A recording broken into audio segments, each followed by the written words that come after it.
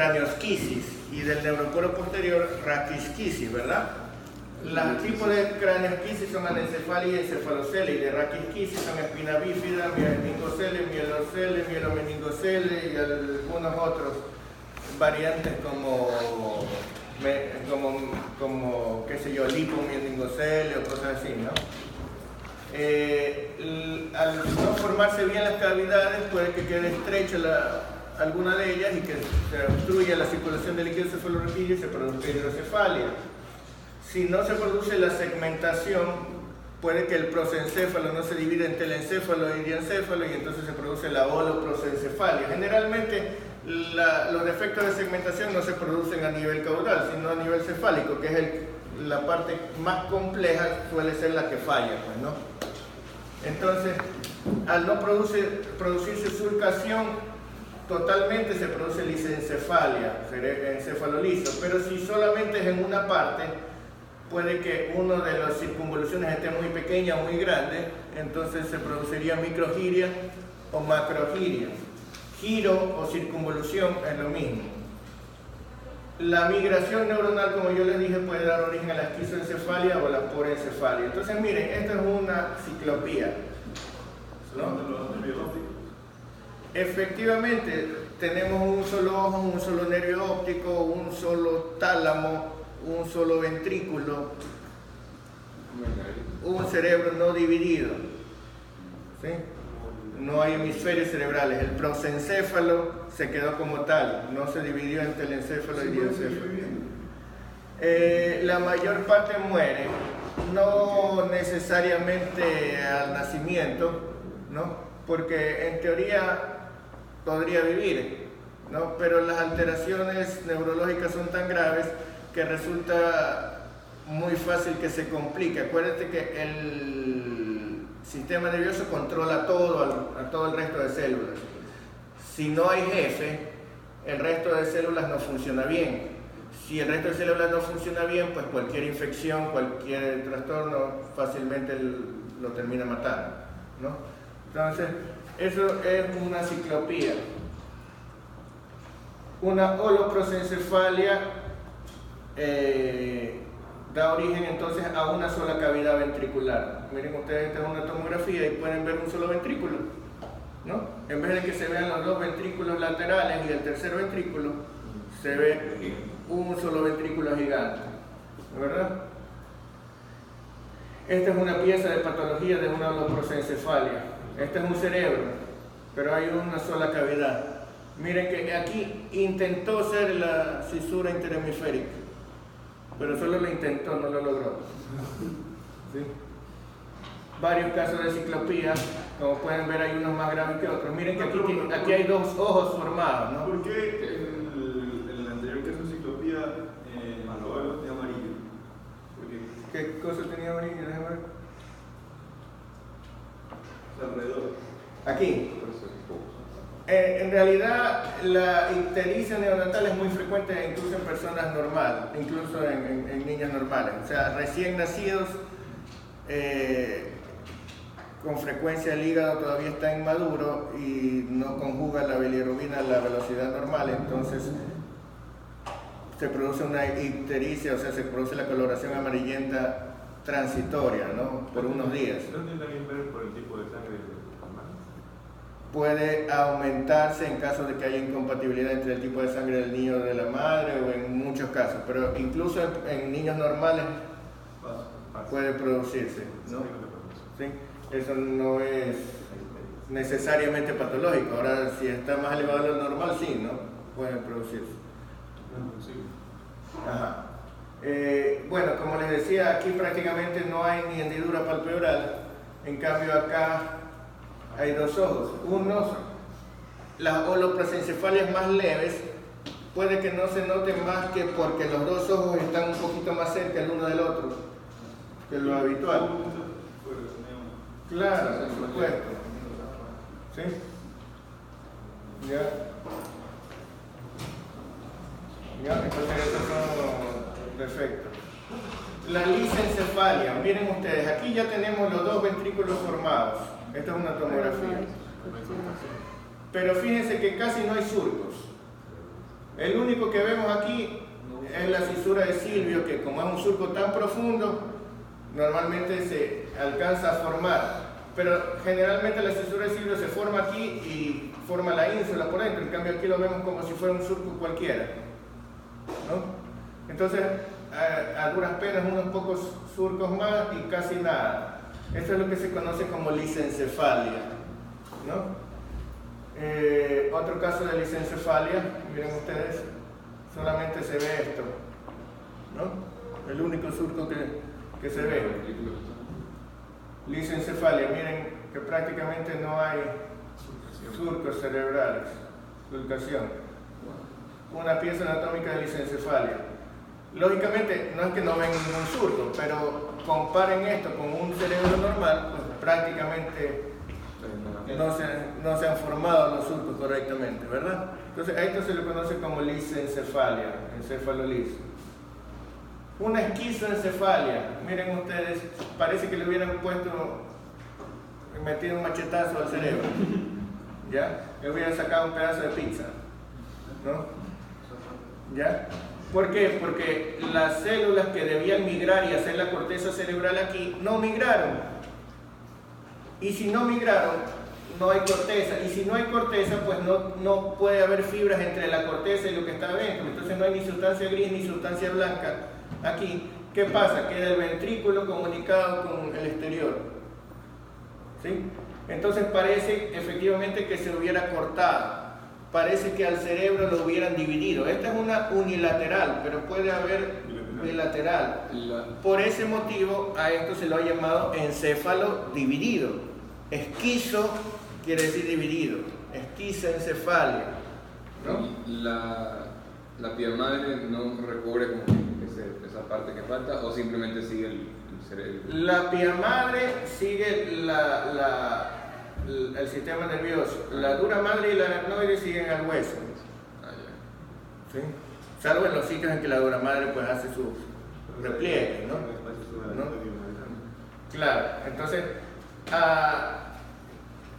hay ocasiones en las que quedan pliegues meningios, ¿no? Como el desarrollo es anormal, puede ser que queden pliegues meningios por aquí o por acá, e incluso a veces se produce anormalmente quistes en esos sitios, porque las meninges interrumpen la circulación. A veces se queda metido un pedazo de plexo coroideo y se empieza a bombar eso, y entonces se produce un quiste en este sitio, ¿no? Pero habitualmente lo que pasa es que la pia madre sigue al sistema nervioso y la dura madre y la aracnoide al hueso. Pero ya te digo, como hay una normalidad, a veces se despegan, ¿no? Eso ya depende del caso, ¿no? Hay casos y casos. Una esquizoencefalia es una pieza anatómica. Miren ustedes, parece que hubieran perforado Un balazo. le hubieran dado un balazo al cerebro y vemos el ventrículo desde afuera, ¿no? Sí. Este es el sitio donde se producen las plexos coroideos, y ahí lo que sería una hidrocefalia, ¿no? Una alteración en la circulación del líquido encefalorraquídeo. Ustedes saben que el líquido encefalorraquídeo va de los ventrículos laterales a través del agujero de Morrow al tercer ventrículo, por el acueducto de Silvio al cuarto, por los agujeros de luz que de Mayenne al exterior, y desde allí hacia los vellosidades aracnoides reabsorbido al seno sagital superior.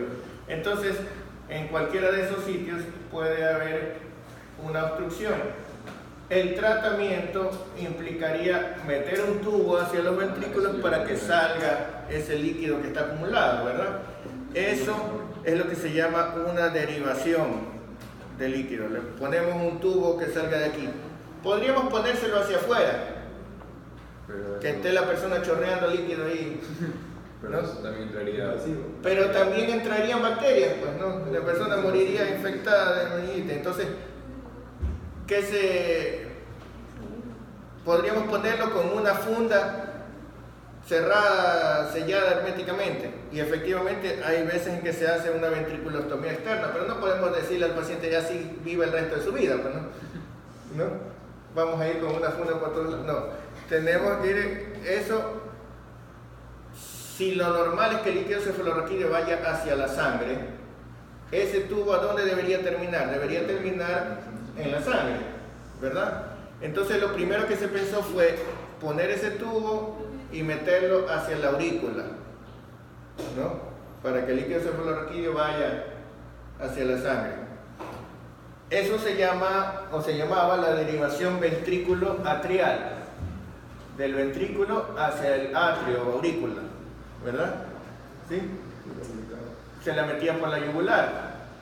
Pero resulta que no, sino que la sangre no siempre es estéril, no es como el líquido cefalorraquídeo. Transitoriamente a veces por la sangre hay microorganismos, ¿no? Entonces era muy frecuente que de todas maneras se infectaran, ¿no? ¿Sí? Una meningitis es mucho más grave que tener una bacteriemia oculta transitoria, ¿no? Entonces se pensó, bueno, ¿cómo hacemos para meterlo a la sangre sin ponerlo en la sangre directamente? Entonces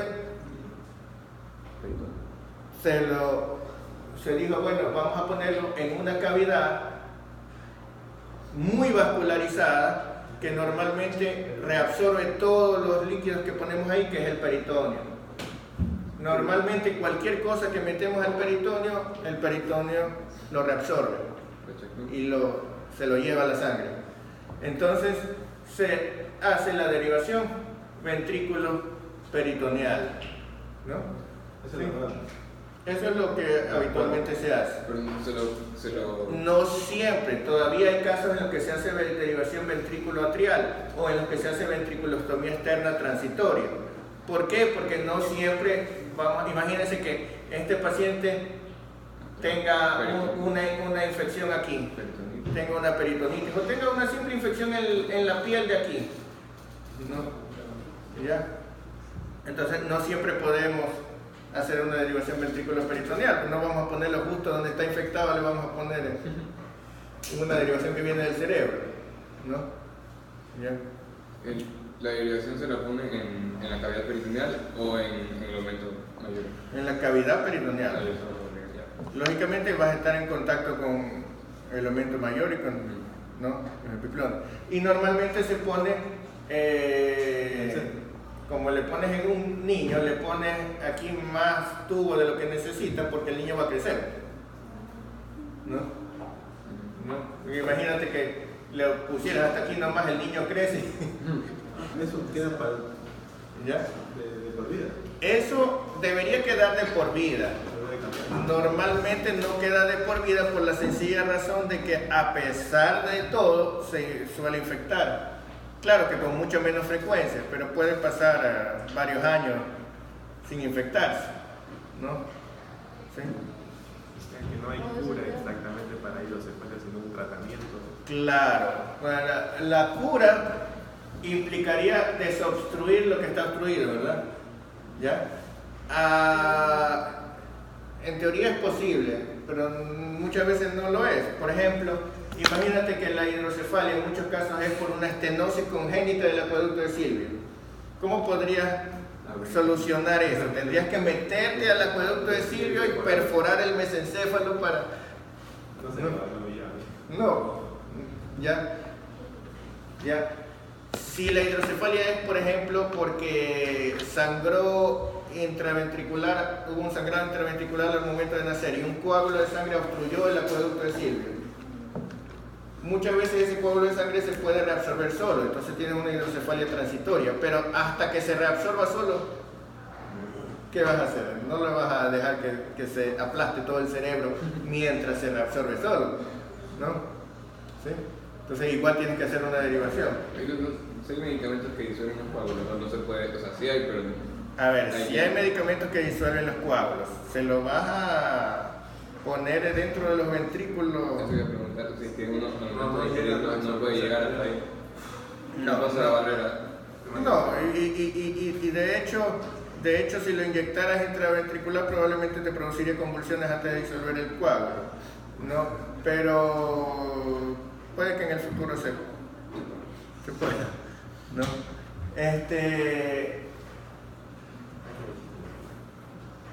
Por otra parte, una medicación que disuelve coágulos. Acuérdense que la hemostasia es un proceso normal del organismo que sirve para que no sangre, ¿no? ¿Ya? Tú pondrías una medicación que disuelve coágulos a un paciente al que le operas el cerebro. No. Es como que arriesgarte demasiado, ¿no? ¿Ya? Fíjense la raquisquisis, ¿no? ¿Ya? Aquí tenemos, por ejemplo, un encéfaloceles, ¿sí? Un simple defecto pequeño a nivel occipital, pero ha producido una herniación de tejido cerebral y meningo, un encéfaloceles. Aquí tenemos una resonancia magnética en que vemos un encéfaloceles occipital, ¿no? Este es un encéfaloceles frontal. ¿Sí? En caso de que sea occipital, no se puede arrumar. Claro. Sí, solamente tienes que cortar lo que está de más y volverlo a cerrar. Una cosa de- ¿Ah? Pero estoy cortando el cerebro. Sí, me estás cortando el cerebro. Se puede y que no se muera el paciente. Sí se puede, que no se muere el paciente. De hecho todo el mundo sabe que se puede vivir sin cerebro. Sí se puede vivir sin cerebro. Ay, por favor, ¿cómo cree que vienen los asambleístas? Sí se puede vivir sin cerebro. Sí se puede vivir sin cerebro, sí. El cerebro solamente sirve para las funciones superiores, no para vivir, ¿verdad? Claro, pues usted puede vivir sin pensar. Pero ¿y cómo moveríamos las extremidades? A ver, supongamos que no mueva las extremidades, ¿eso significa que se va a morir? No. ¿Ya? Ahora, aquí solamente no es que va a cortar todo el cerebro, va a cortar solamente una parte, a lo mejor queda ciego, por decirlo, ¿ya? Por ejemplo, ¿no? Pero vivo, ¿no? ¿Ya? Suponiendo que sea... Ahora, como se hace a muy temprana edad de la vida, muchas veces la plasticidad neuronal permite que tengan una función bastante buena o prácticamente normal, ¿no? Es como quien dice, imagínense ustedes, no es lo mismo cortar un pedazo de cerebro a un adulto que cortarle un pedazo de cerebro a un recién nacido, ¿no? Imagínense ustedes que yo en este momento asesino a todos los niños que en algún día serán médicos. Que yo calculo que estos niños van a ser médicos, entonces matamos a todos. Después de unos años ya no habrá médicos, no. Simplemente algunos que iban a ser ingenieros se deciden a ser médicos porque no hay ningún médico, ¿verdad? ¿Sí? Asimismo, si yo en el sistema nervioso destruyo unas células que van a tener tal función, pero las destruyo cuando recién estamos en un cerebro inmaduro, otras células que iban a cumplir otra función pueden decir, bueno, yo me encargo. ¿Sí? ¿Ya? Un niño que iba a ser diestro, le destruyo la zona correspondiente al hemisferio dominante, a lo mejor aprende a escribir con la otra mano, aprende a hacer las cosas, ¿no? Y se vuelve zurdo, ¿no? ¿Sí? Pero si lo hago cuando es un bebé, ¿no? Si le destruyo las mismas zonas cuando es un adulto, ya no es lo mismo, ¿sí?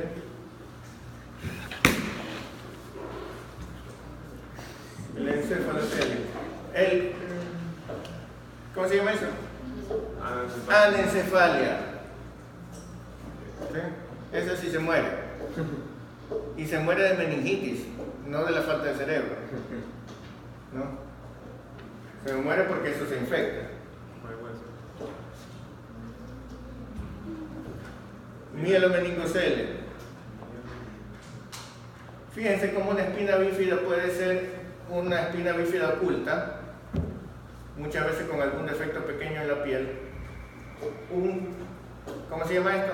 Meningocele o mielomeningocele. Esto visto de lado, miren, espina bífida oculta, aquí no hay apófisis espinosa. Meningocele, mielomeningocele. ¿No? Comprenderán que el mielomeningocele puede asociarse pues con trastornos de la función. Entonces muchas veces el paciente con mielomeningocele tiene, por ejemplo, vejiga neurogénica, ¿no? Tiene afectada la micción y la defecación, y tiene afectado el movimiento de las extremidades inferiores. Puede tener, nacer con el pie equinovaro, por ejemplo, ¿no? Paralizado. Puede que estén asociadas esas cosas por defecto neural, no siempre, pero pueden tenerlo, ¿no?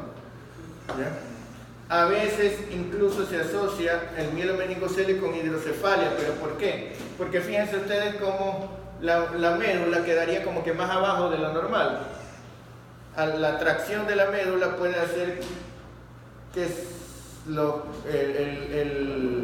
el acueducto de Sirio o los ventrículos queden más aplastados y se obstruya la circulación del líquido cefalorraquídeo y se produzca una hidrocefalia. Entonces a lo mejor el niño nace con mielomeningocele, pero no se tiene solo mielomeningocele, tiene mielomeningocele y también tiene hidrocefalia y también tiene parálisis de miembros inferiores y también tiene vejiga neurogénica y no puede orinar y también tiene estreñimiento porque no puede defecar, ¿no?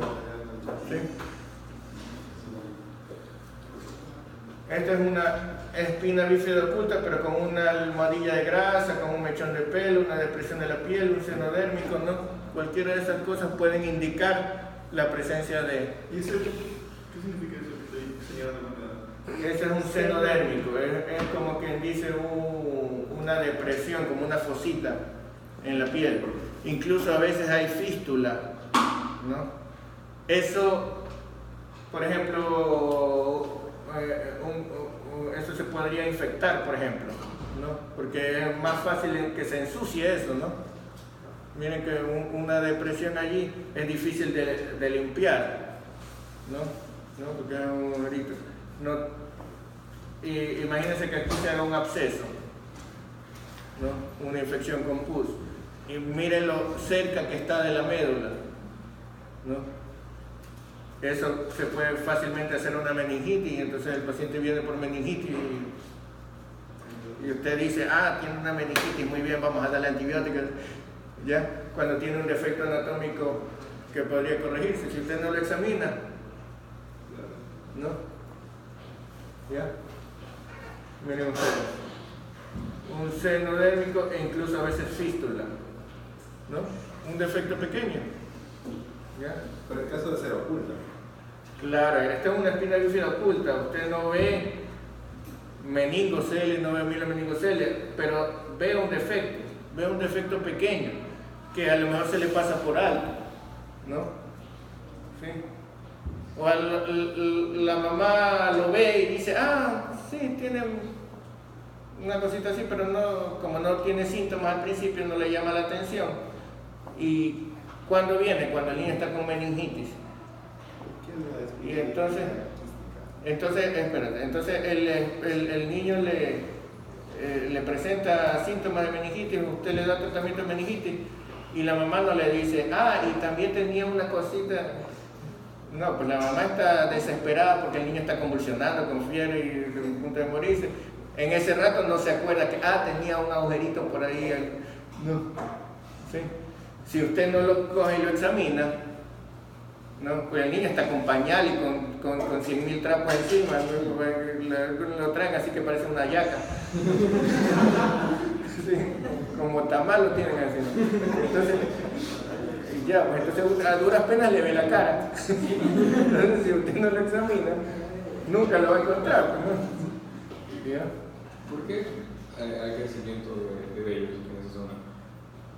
A ver, este defecto en la piel puede dar, o sea, aquí hay un trastorno en la formación de la piel, ¿no? La genética normalmente le dice a la piel qué partes tienen que tener vello, qué partes tienen que no tenerlo, qué partes tienen que tener más y qué partes tienen que tener menos.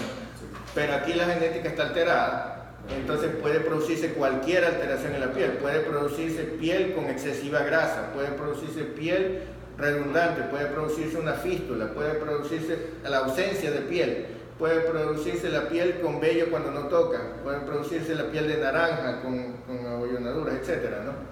Entonces cualquier alteración en la piel en ese sitio, independientemente de qué alteración sea, cualquier alteración en la piel en ese sitio le debe usted hacer pensar que a lo mejor hay una finalidad oculta, ¿no? ¿Ya? En una radiografía, fíjense que no hay apófisis espinosa en este sitio, no hay láminas, no hay, ¿sí? Aquí hay diferentes tipos de raquitisquis, ¿no? En este caso, esto es un siringomielocele, que también es una variedad posible, cuando no solamente debido pues también al defecto genético, el conducto del epéndimo se dilata y entonces se produce lo que en otro lado sería siringomielia, pero aquí es un siringomielocele, ¿no? El mielocele, aquí no se cerró el tubo neural, lo quedó abierto, ¿no? Como que dice, la cavidad ependimaria está expuesta, ¿no? ¿Sí? Es un mielocele, un mielomeningocele, etcétera, ¿no? ¿Ya? Y como ustedes saben, eso es se previene con ácido fólico. El cráneo normal del recién nacido, ustedes saben que tiene dos frontales, una sutura metópica. Esto todavía no ha crecido y por lo tanto no se ha cerrado todavía la fontanela anterior sobre todo, que es la más grande, la última en cerrarse, pero también hay originalmente una fontanela anterolateral, una posterolateral y una posterior, ¿no? ¿Sí? En el recién nacido normalmente sentimos la fontanela anterior y a veces un poquito en la posterior, ¿no? ¿Sí? Pero ustedes saben que no todos los recién nacidos, sobre todo actualmente, nacen a término, a las 40 semanas, ¿no? Entonces un recién nacido muy prematuro puede que tenga más fontanelas y las fontanelas más amplias, ¿no? A veces incluso se palpan las suturas, ¿ya? A veces ni siquiera el hueso ha alcanzado al otro lado, ¿no? Y se palpa toda la sutura, ¿no? Entonces, fíjense ustedes, las suturas normalmente son sutura coronal, la sutura metópica, la sutura sagital, la sutura lambdoidea, ¿verdad? ¿Sí? Como una corona, como una letra lambda griega, como una flecha, sagita, ¿no? ¿Sí? Entonces, el cierre prematuro de las suturas hace que el cerebro no pueda crecer suficientemente en esa dirección, porque el cráneo se queda cerrado por ahí, no puede expandirse más. Entonces, fíjense ustedes, se pueden producir estos diferentes tipos de craniosinostosis.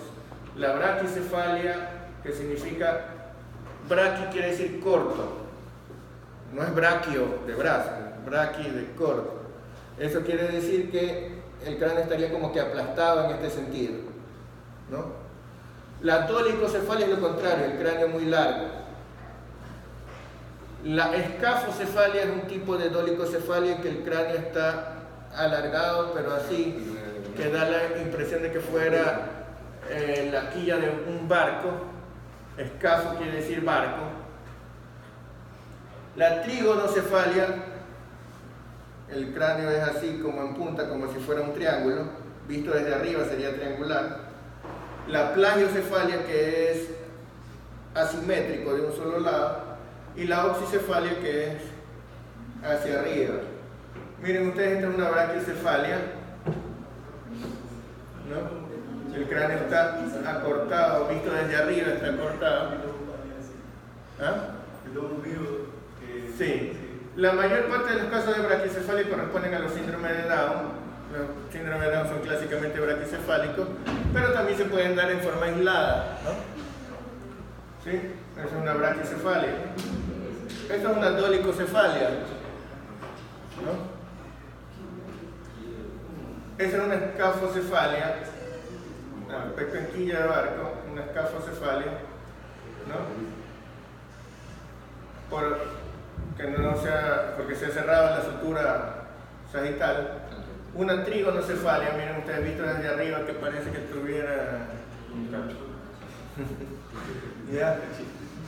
Esa es una trígonocefalia, la sutura metópica. La plagiocefalia es cuando las suturas se sueldan asimétricamente, de un lado sí, de otro no. Puede ser en la sutura coronal o en la lambdoide, o sea, una plagiocefalia anterior o posterior. Esa es una plagiocefalia anterior. ¿Sí? ¿Ya? Hay una reconstrucción tridimensional de tomografía, donde ven cómo está cerrada la sutura coronal de un solo lado, ¿no? Una plagiocefalia posterior por cierre unilateral de la sutura lambdoide. La oxicefalia, ¿no? En este caso es un síndrome de Apert, ¿no? También se le llama acrocefalia o turricefalia, ¿no? Cabeza como una torre, ¿no? La oxicefalia agilada o la oxicefalia en el síndrome de Apert, ¿no? Por supuesto puede haber combinaciones de esto. Ahí tienen una oxicefalia con una braquicefalia. Entonces, esos son patologías. ¿Ya? Ahora, tenemos. ¿Hasta dónde habíamos visto aquí? Médula lumbar. Hasta la lumbar vimos. Sí.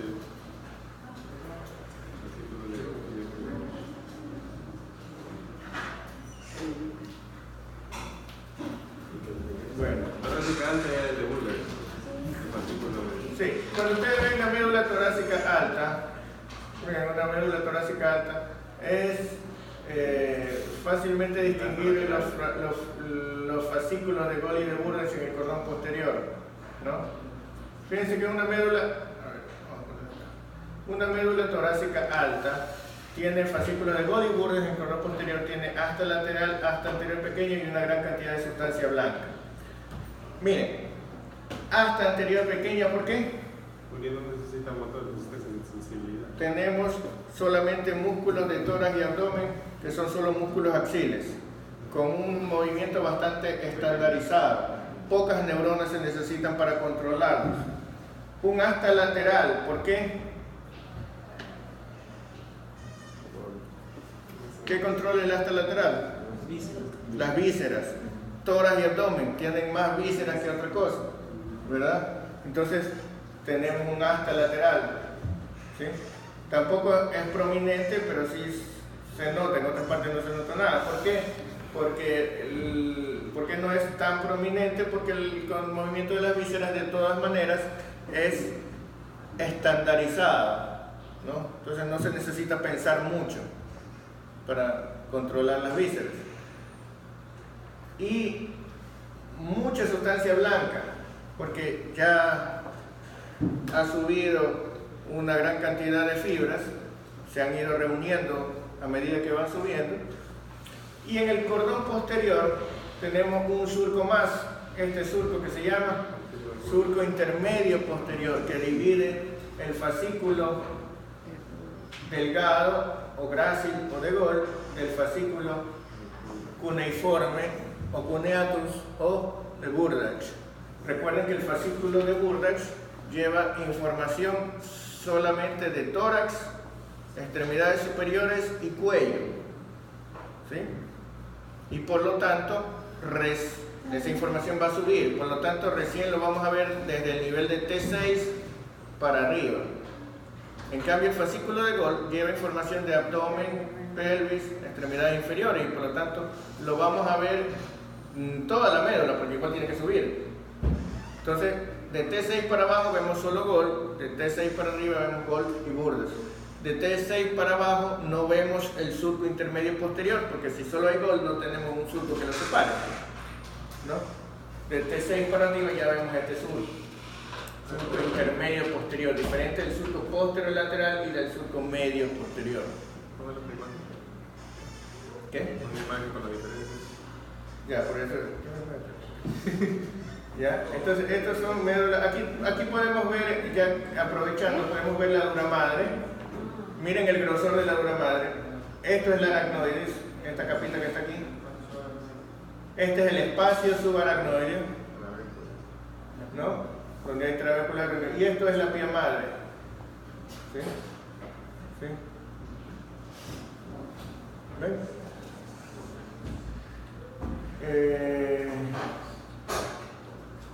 Bueno, entonces estos son médulas torácicas altas, ¿no?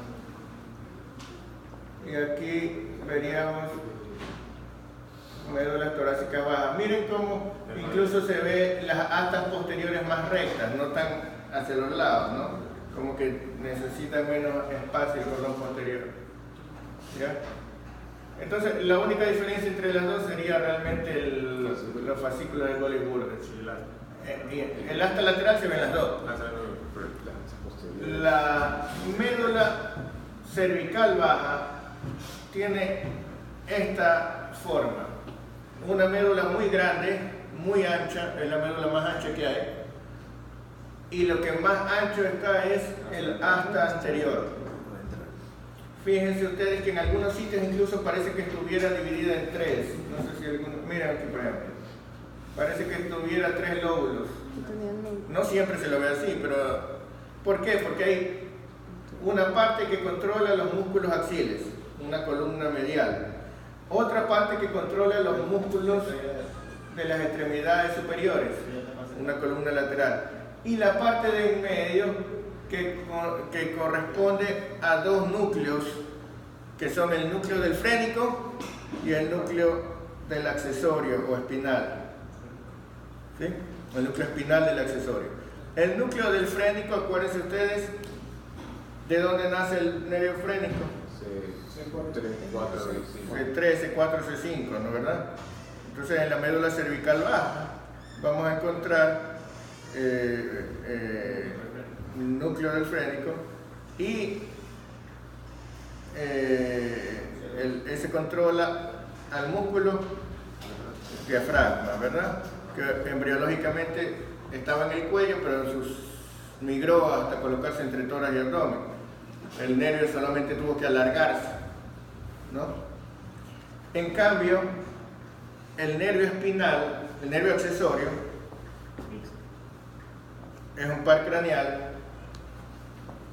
Salen de aquí sus raíces, suben, se meten al cráneo por el agujero magno, se meten al cráneo por el agujero magno, se une con su raíz craneal, forma el nervio espinal y vuelve a salir del cráneo por el agujero yugular.